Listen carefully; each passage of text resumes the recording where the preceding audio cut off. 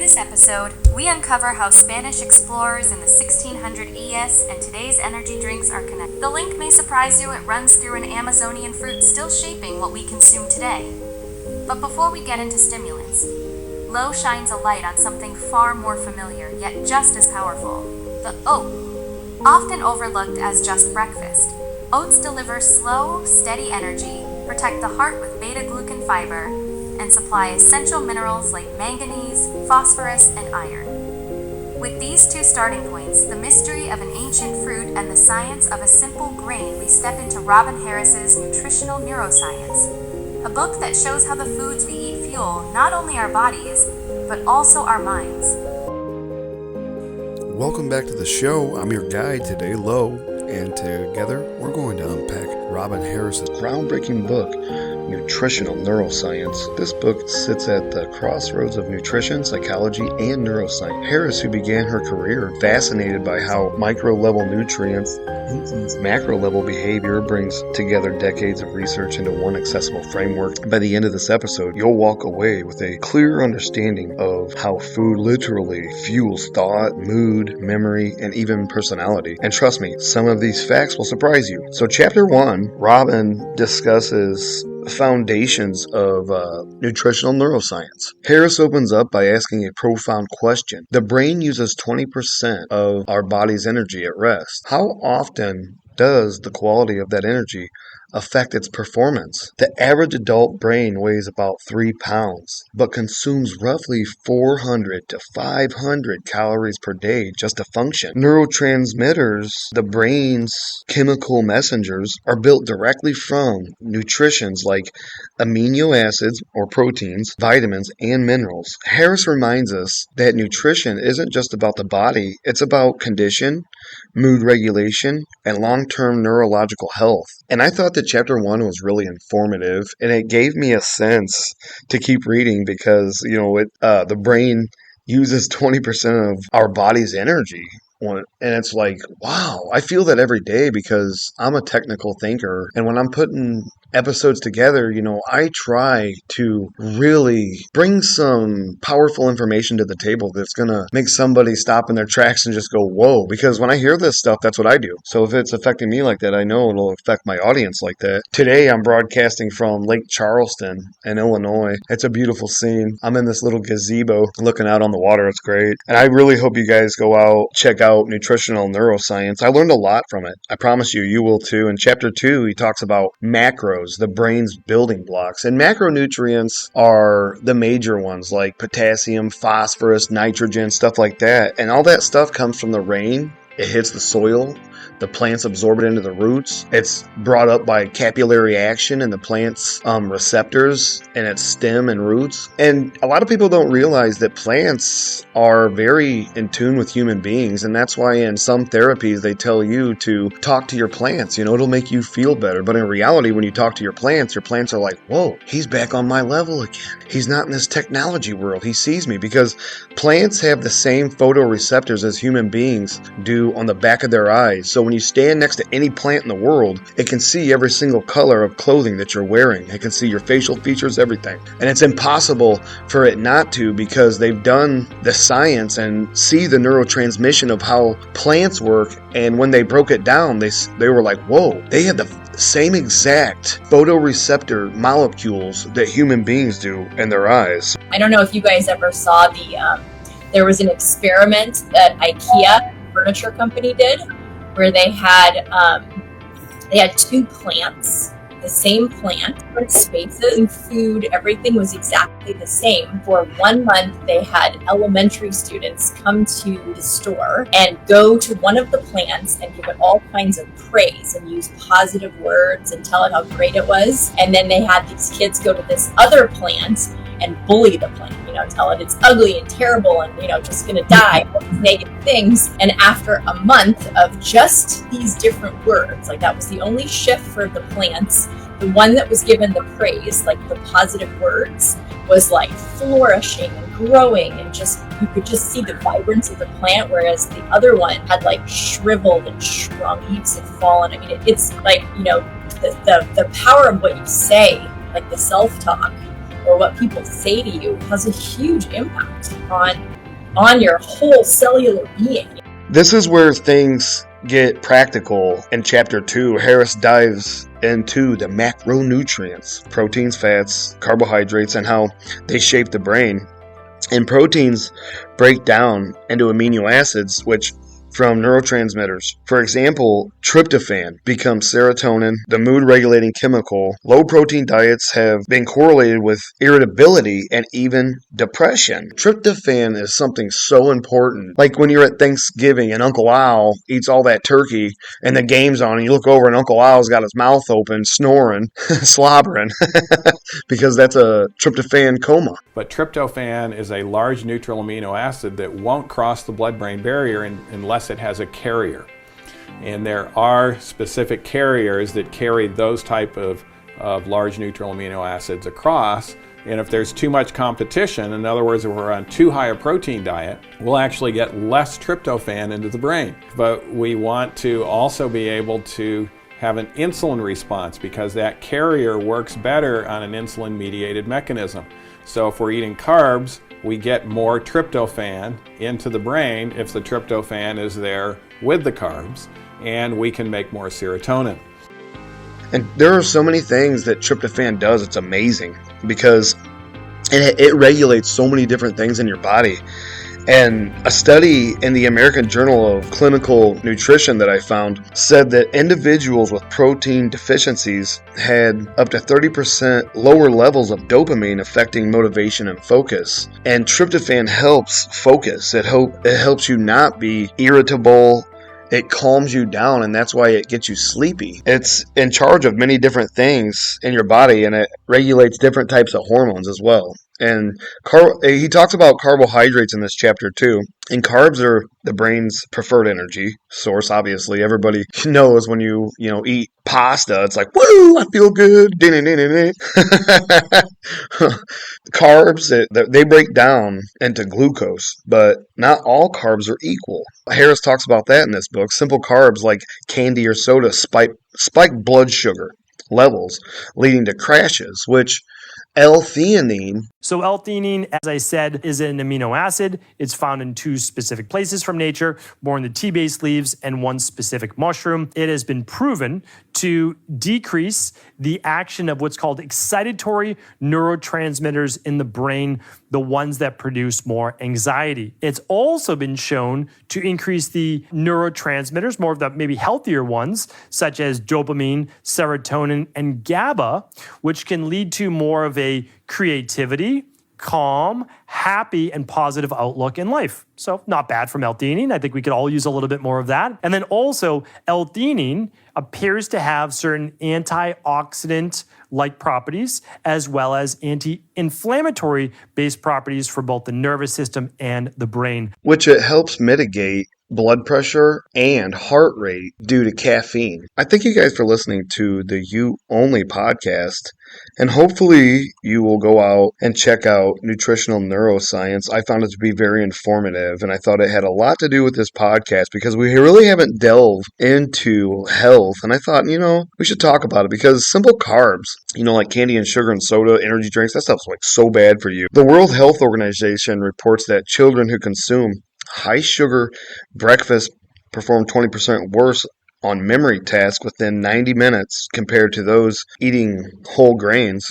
And oatmeal, if you didn't know this, obviously if it says milled, they mill all the vitamins and nutrients off the oatmeal. But if you can find real steel oats or oatmeal that is not milled, oatmeal is the best and most nutritious plant in the world because its root system grows down 300 feet in the ground and it absorbs every macronutrient and micronutrient that your body needs.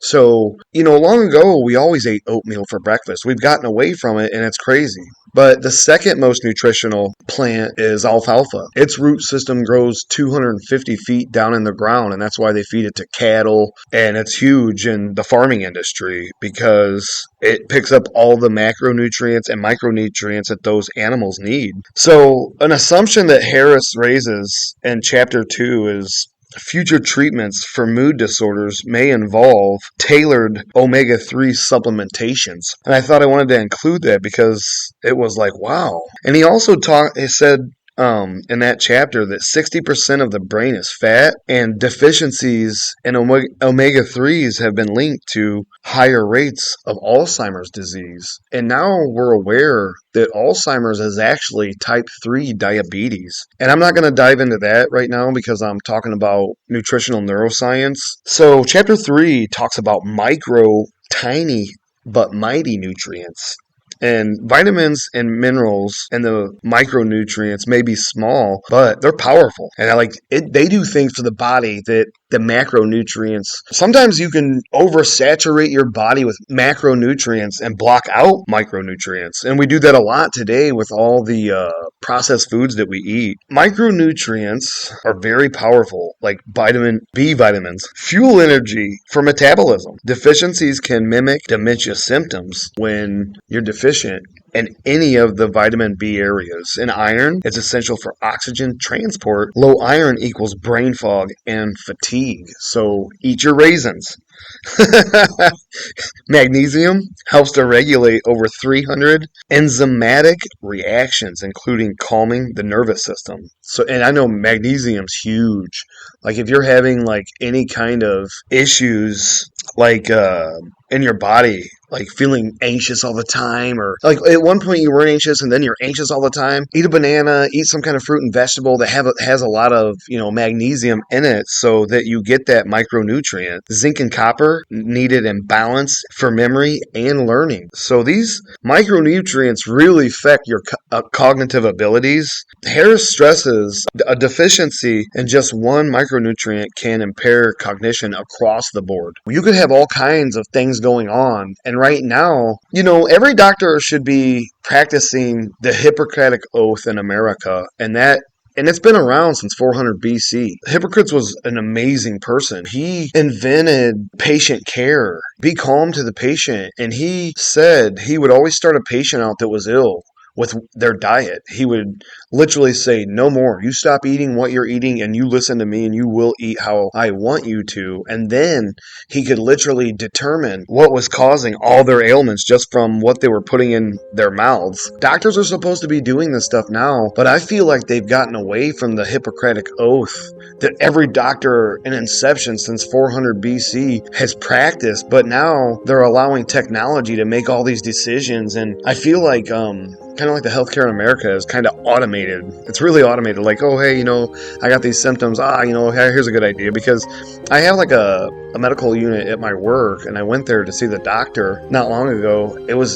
I got a computer in the room, and it was a person on computer, and I just felt unimpersonable, if that makes sense. I don't know, but thank you guys for listening to the You Only podcast. And here's where we dive into energy drinks and caffeine. Harris doesn't vilify caffeine, but she does provide context.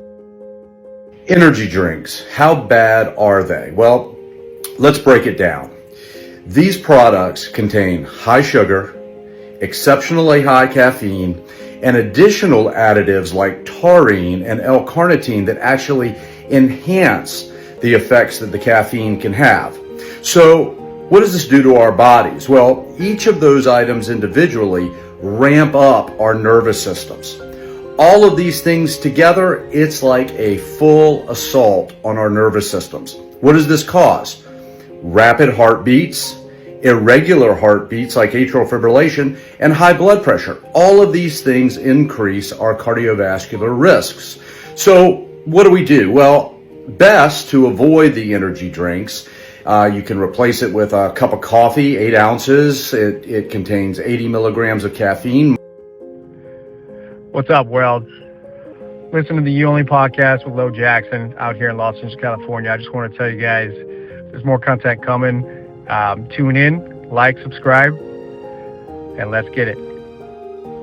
Over 85% of adults in the U.S. consume caffeine daily. Caffeine works by blocking adenosine, which I talked about that in another episode, the sleep-promoting chemical in your brain. This keeps us awake, but also increases anxiety in high doses. And a lot of us don't realize that high caffeine also sparks borderline personality disorders when you have never had those symptoms and you constantly are pounding 300 milligram energy drinks every day and then having like a 100 or a 200 milligram one, you're definitely creating borderline personality disorder for yourself. And I know it's true because I have talked to over 10 people who were addicted to energy drinks, and they all said, yes, I was diagnosed with borderline personality disorder, and that's what made me quit energy drinks. Harris highlights how energy drinks mix caffeine with sugar and herbal extracts, which guaraná is one of the most commonly used additives. It has a fascinating history, you guys. Spanish explorers in the Amazon observed indigenous tribes eating the guaraná fruit, which they call the eye of the human because of its striking appearance, and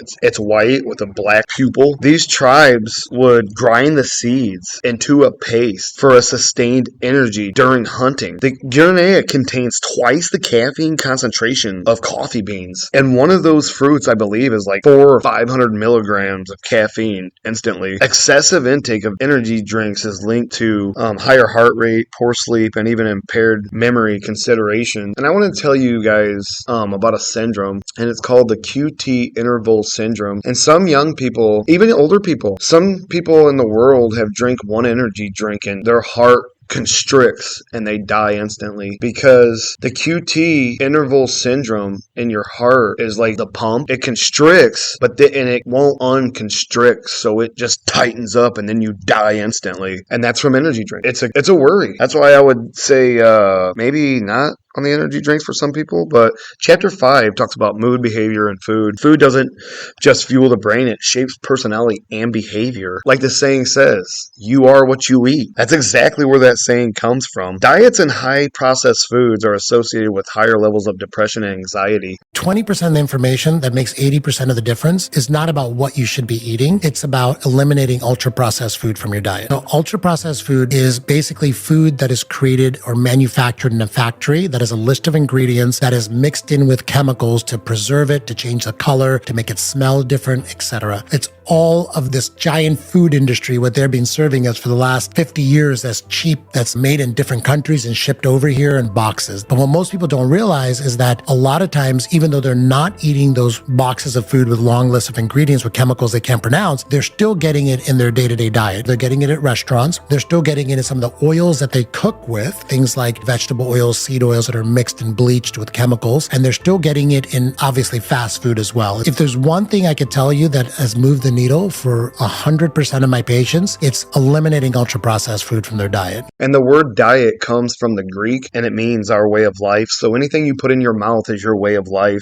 And omega-3 supplementation has been shown to reduce symptoms in individuals with bipolar disorder. Back in 2000, I went to the doctor and I told him that somebody had called me bipolar, and they kept doing it every time I doubt or do something wild, which I really did have borderline personality disorder because I was drinking lots of caffeine and being silly. And I just didn't know the effects of caffeine, honestly. The doctor told me, he said, do not ever say that about yourself. He said, you know how hard it is to get a bipolar disorder right now? He said, all of a sudden, 20 years ago it was a depression. He said, now, fast forward 20 years, it's bipolar. He said, in 20 years it's going to be something else. It's narcissism now. I've never forgotten about that doctor's words that day. And he said, don't ever say that about yourself. He said, I've been seeing you for a long time. And he said, you have none of this. I promise you. You are stressed. You've had a tough life. He said, I remember. I know. Those words really made me realize that a lot of people get told things and then they believe it because it's people that are telling them this that say they love them, and it's hard not to believe that. And an assumption Harris notes in chapter 5, in the future, psychiatric treatments may include dietary prescriptions alongside medications. And we've already seen some of that play out before us in the last 5 or 10 years. Chapter 6 is the lifespan nutrition. From childhood to old age,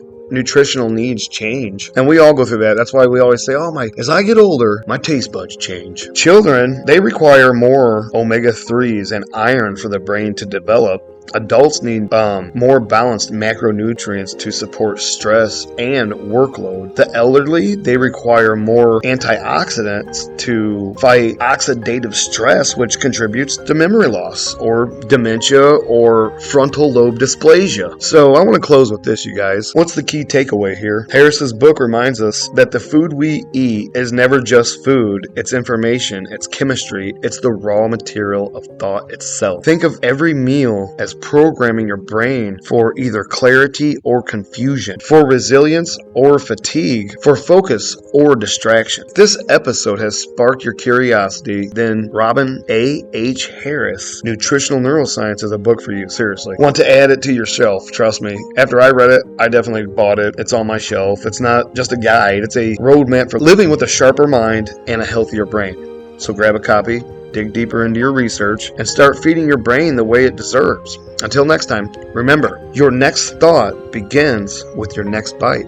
Top 10 favorite brain foods for better focus, better retention, and memory, better thinking. And this is in the area of neuronutrition, that your brain actually has specific nutrient requirements different than the rest of your body. The first are avocados. Number 2, blueberries. Antioxidants, very neuroprotective. Third, broccoli, good source of vitamin K, also good fiber. Number 4, olive oil. Number 5 is eggs, good for your brain. Eggs, neuroprotective, good source of vitamin E. Number 6, green leafy vegetables. Kale, spinach. 7th, wild salmon, good source of omega-3s, DHA. Turmeric is a great anti-inflammatory, helps reduce inflammation in your body. Number 9, walnuts, wonderful snack, high in vitamin E. 10th, dark chocolate. Dark chocolate, it has to be dark chocolate, not milk chocolate. What tends to be good for your mood will be good for your mind. You only podcast with Low Jackson, rewire the mind. Yeah, the thoughts keep flashing. 60,000 strong, we just keep on growing. Emotional intelligence, a vibe keep flowing. You only podcast, one mind, one show. Awareness in your soul, let the knowledge just grow. You only podcast with Low Jackson, rewire the mind. Yeah, the thoughts keep flashing. 60,000 strong, we just keep on growing. Emotional intelligence, a vibe keep flowing. You only podcast, one mind, one show. Awareness in your soul, the knowledge just grow.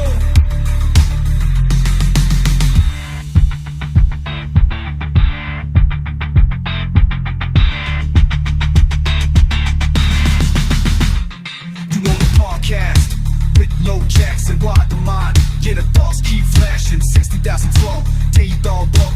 Pushing on the floor, the knowledge is grow.